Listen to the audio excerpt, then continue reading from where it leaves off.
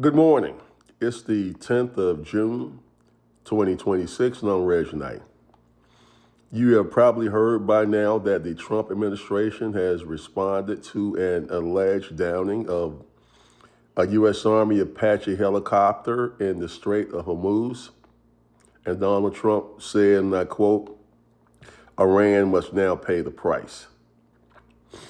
My initial thought, this sounds very reminiscent to the Gulf of Tonkin back in 1964, which President Johnson and then Defense Secretary Robert McNamara made to a case to expand the Vietnam War.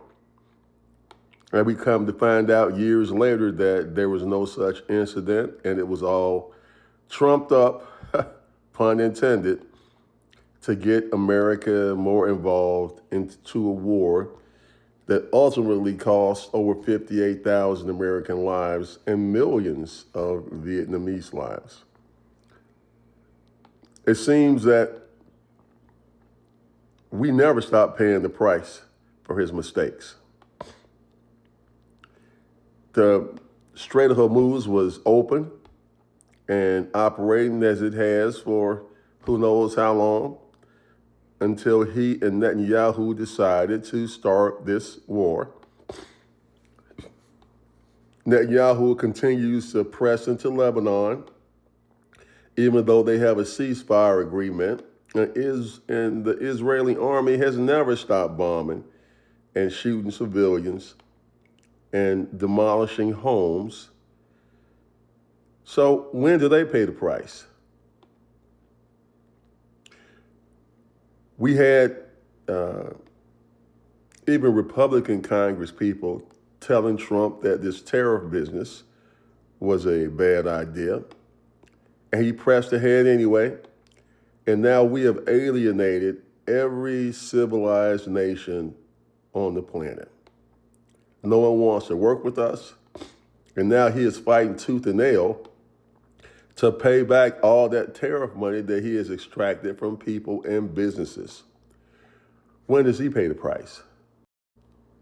We pay the price daily, every time we fill up our tank, every time that we pay our electric and other utility bills, because these energy costs are being passed on to the consumers.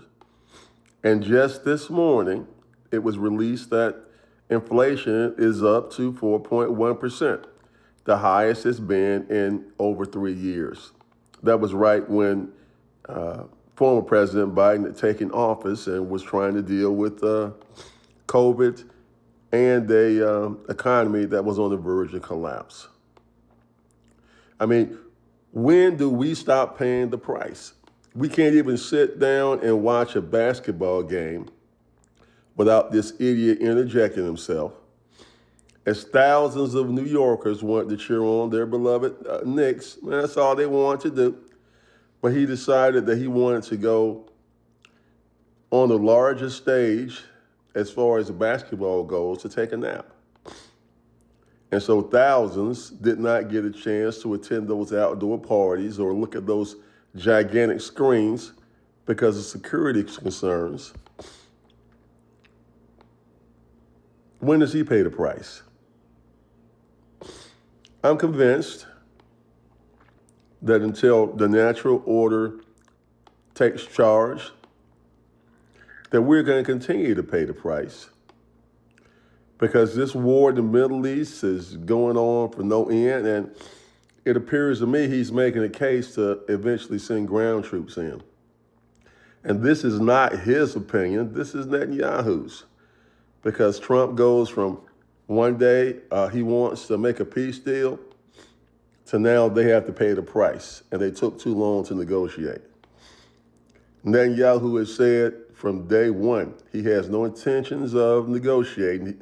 This is all part of his greater Israel scheme, which has cost millions of people to be displaced and thousands of people their lives. So that's the question of the day. I mean, we have paid and paid and paid and paid. When do the people that have exacted these punishments on us without cause When is their time to pay the price? Because I don't know. It's the 10th of June, 2026, and I'm Reg Knight. Have a good day.